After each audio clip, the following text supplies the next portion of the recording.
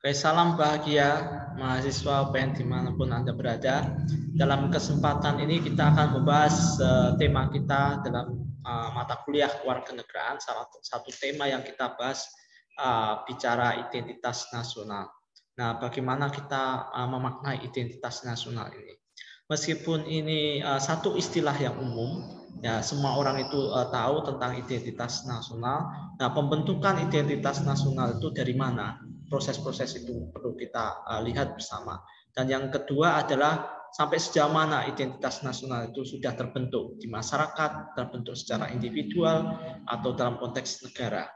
Nah, kalau kita bicara tentang negara, identitas nasional itu lahir dari simbol-simbol negara.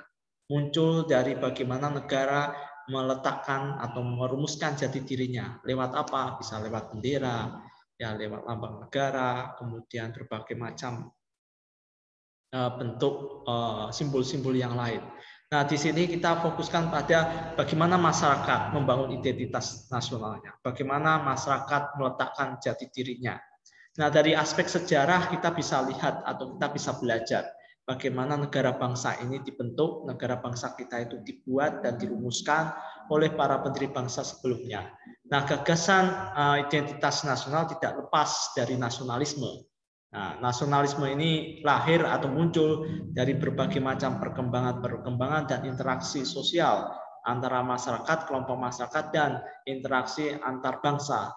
Bagaimana kita memotret satu negara yang sedang membangun, yang sedang berjuang melawan penjajah, maka melahirkan yang sifatnya karakter atau ciri khas nasionalisme. Nah, nasionalisme ini akan terbentuk dan melahirkan yang disebut identitas nasional. Apa yang menjadi keinginan bangsa kita, keinginan masyarakat adalah melahirkan satu identitas tertentu. Identitas yang berwujud satu kesatuan.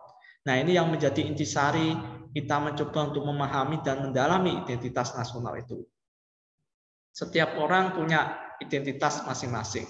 Dalam sejarah bangsa kita, setiap pergerakan nasional, pergerakan yang terjadi, kaum muda membuat satu kelompok pergerakan memiliki identitas tertentu. Ada kelompok yang berbasis etnis, ada kelompok yang berbasis ideologis, dan juga ada kelompok yang berbasis kaitannya dengan ketertarikan atau minat.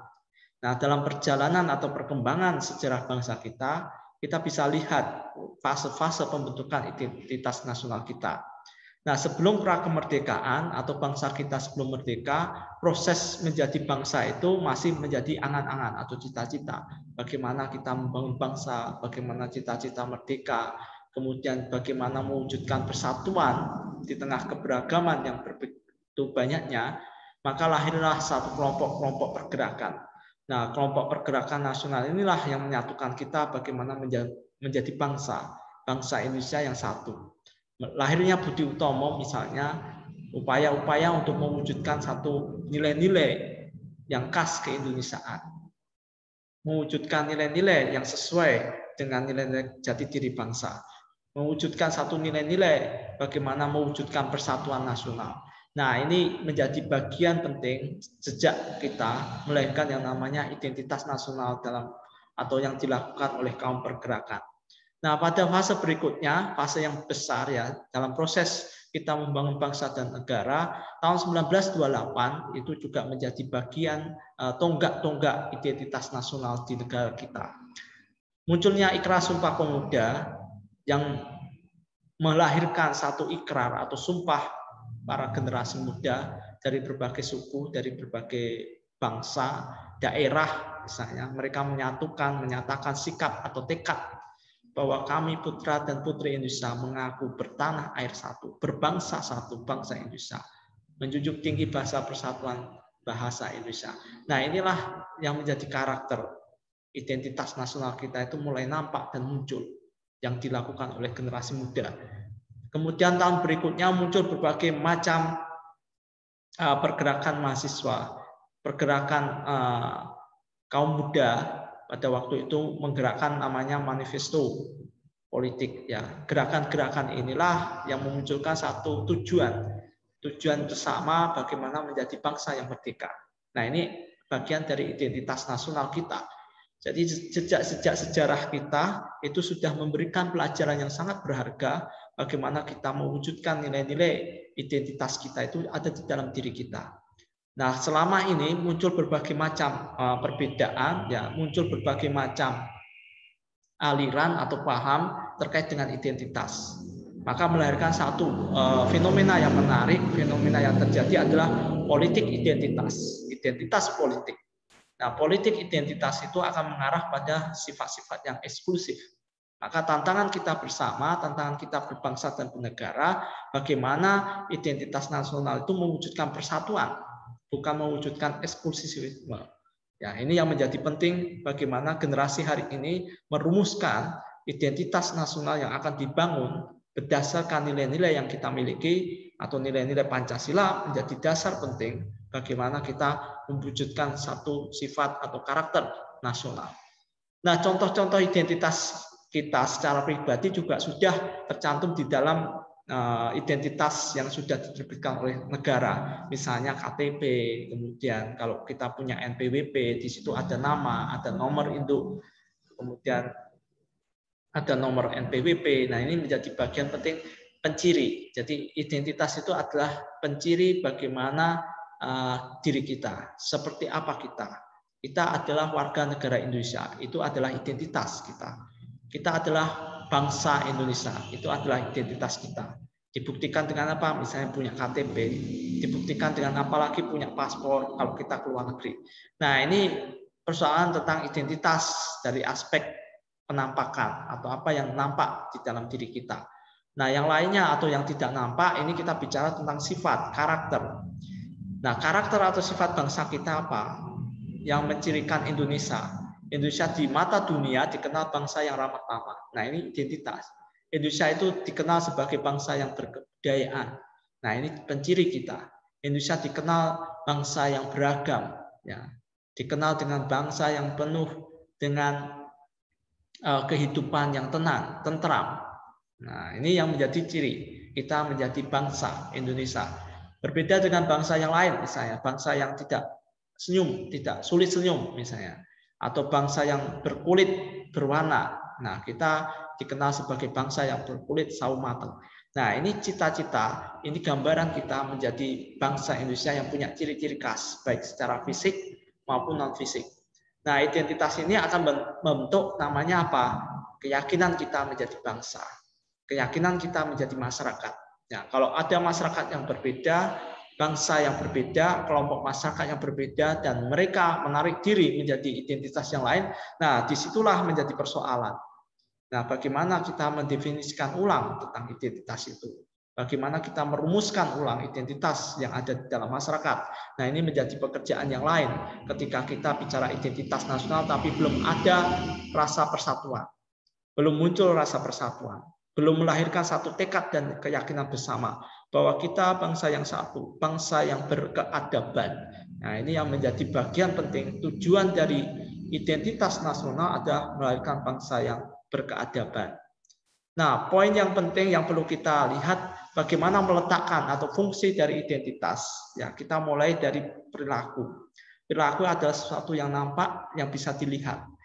Dari perilaku itulah cermin nilai-nilai apa yang kita anut, nilai-nilai apa yang kita pegang, maka melahirkan yang disebut karakter. Nah, kalau karakter individu artinya personality. Kalau karakter bangsa berarti karakter kebangsaan kita sudah melekat pada jati diri bangsa kita sebagaimana yang ada di dalam nilai-nilai Pancasila. Nah, inilah visi atau filosofi dari identitas yang kita sebut identitas nasional. Nah, bagaimana cara membentuk ini? Nah, ini dibentuk dari satu nilai-nilai bersama. Tujuan hidup bersama kita berbangsa apa? Mewujudkan masyarakat apa? Masyarakat yang berkemanusiaan, masyarakat yang berpersatuan, masyarakat yang berkerakyatan, bahkan masyarakat yang berkeadilan sosial. Nah, ini yang menjadi ciri identitas bangsa kita. Bagaimana mewujudkan itu? Bagaimana kita menjawab tantangan bangsa terkait dengan identitas itu? Nah, poin yang berikutnya, ketika kita hidup di dalam masyarakat, hidup di dalam kebudayaan, ya banyak atau berbagai macam identitas-identitas yang muncul, atau identitas yang bersifat kedaerahan, identitas yang bersifat kesukuan, identitas yang bersifat nasional. Nah, kalau kita mulai dari bottom up, ya dari bawah ke atas, identitas lahir dari satu lingkungan. Bagaimana lingkungan itu membentuk identitas kita. Kehidupan, alam kemasyarakatan kita itu membentuk identitas kita. Nah, kelompok-kelompok masyarakat itulah yang menjadi cermin bagaimana satu wilayah memiliki identitas tertentu. Nah, kita bisa lihat memberikan contoh misalnya di negara-negara yang punya ciri-ciri identitas yang kuat, misalnya di Vietnam. Ya, kenapa masyarakat itu menggunakan caping? Nah, itu identitas masyarakatnya. Bahwa pergi ke pasar, pergi ke sawah, ya pergi ke luar rumah mereka pakai caping. Apa makna caping itu? Ya satu penutup, ya satu simbol, ya satu habitus kebiasaan yang muncul di dalam masyarakat tersebut. Nah, itu identitas. Kemudian kita bisa belajar dari Laos, Myanmar. Ya. Kenapa warga Laos, Myanmar kalau pergi ke kampus, pergi keluar rumah itu pakai sarung? Nah, ini menciri identitas bagaimana masyarakat Laos, masyarakat Myanmar ya pergi ke kampus, pergi ke kantor, ya kemudian pergi keluar rumah ya itu mereka pakai sarung. Ya, jarang sekali mereka pakai baju-baju casual, baju formal, ya seperti orang-orang yang hari ini kita lakukan. Nah, ini identitas bahwa kalau kita melihat dalam kehidupan sehari-hari di masyarakat, ya masyarakat itu aktivitasnya, ya kalau mereka beraktivitas baik ke pasar, ke kantor, mereka menggunakan sarung, baik laki-laki maupun perempuan misalnya. Nah, ini penciri secara fisik. Sedangkan penciri secara non fisik, ya mereka membangun nilai-nilai. Nilai-nilai masyarakat adalah nilai apa ya? Mungkin nilai kepatuhan, nilai kejujuran, ya nilai toleransi, ya. Nah, ini yang menjadi penting pembentuk identitas yang sifatnya non fisik. Nah, di Indonesia sendiri juga sama, bagaimana aspek identitas itu muncul dari kebudayaan. Kalau kita melihat kebudayaan-kebudayaan lokal di setiap daerah itu punya nilai-nilai tertentu, ya, punya karakter tertentu baik secara fisik maupun non fisik. Nah, karakter yang fisik berarti kita bicara tentang baju adat, ya, pakaian adat, simbol-simbol yang muncul di masyarakat. Kalau sifatnya non fisik berarti nilai-nilai yang dibangun di masyarakat. Nah, nilai-nilai apa yang boleh dilakukan dan apa yang tidak boleh dilakukan, bisa saja setiap masyarakat itu berbeda. Setiap daerah punya cara-cara berbeda untuk mengajarkan nilai-nilai itu. Nah, ini juga termasuk identitas dalam konteks kebudayaan. Identitas dalam konteks tradisi. Maka kalau kita bicara identitas nasional, berarti arahnya apa? Simbol-simbol kebangsaan itu menjadi wujud penting di setiap daerah. Nilai-nilai itu menjadi wujud penting bagaimana kita menjadi bangsa yang satu. Misalnya bendera. Bendera menjadi simbol penting, simbol negara, simbol bangsa bahwa kita punya negara. Kita punya identitas bahwa identitas kita adalah warga negara Indonesia. Yang kedua adalah bahasa. Bagaimana kita memiliki bahasa persatuan yang disebut bahasa Indonesia. Nah, ini yang menjadi bagian penting identitas kita sebagai bangsa, memiliki bahasa persatuan yaitu bahasa Indonesia. Yang ketiga adalah Garuda Pancasila. Jadi aspek Garuda Pancasila itu bicara lambang negara kita. Bagaimana meletakkan lambang negara kita menjadi lambang yang diakui, diterima, ya diyakini menjadi bagian penting identitas nasional kita. Semboyan kita Bhinneka Tunggal Ika adalah semboyan nasional kita. Bahkan diakui oleh semua negara di dunia bahwa Bhinneka Tunggal Ika adalah ekspresi masyarakat, cerminan dari masyarakat bahwa masyarakat Indonesia adalah masyarakat yang beragam, tapi satu negara, satu bangsa. Berikutnya juga lagu kebangsaan kita. Setiap negara punya lagu kebangsaan. Disitulah menjadi penciri bagaimana satu negara itu punya identitas, mulai lewat lagu, semboyan, lambang, bahasa, dan bendera. Nah, kita sudah banyak sekali sejarah memberikan pelajaran tentang identitas nasional melalui lagu-lagu perjuangan, lagu wajib nasional, ya, kemudian lagu-lagu perjuangan itu menjadi bagian penting bagaimana kita mewujudkan identitas nasional yang kita miliki, yang kita ekspresikan dalam bentuk lagu. Ikrar Sumpah Pemuda misalnya itu menjadi bagian penting identitas nasional kita menjadi bangsa Indonesia yang bertanah air satu, tanah air Indonesia, berbangsa satu bangsa Indonesia, dan berbahasa satu, bahasa persatuan bahasa Indonesia. Nah, ini yang menjadi bagian penting bagaimana kita meletakkan atau mewujudkan identitas nasional. Nah, seberapa penting identitas nasional? Nah, kita bisa lihat bahwa identitas nasional itu berkaitan dengan apa? Nilai-nilai, berkaitan dengan rasa nasionalisme, berkaitan dengan rasa cinta tanah air. Maka identitas nasional itu sangat penting dalam kehidupan kita. Karena ini menjadi bagian dari karakter, bagian dari jati diri suatu bangsa.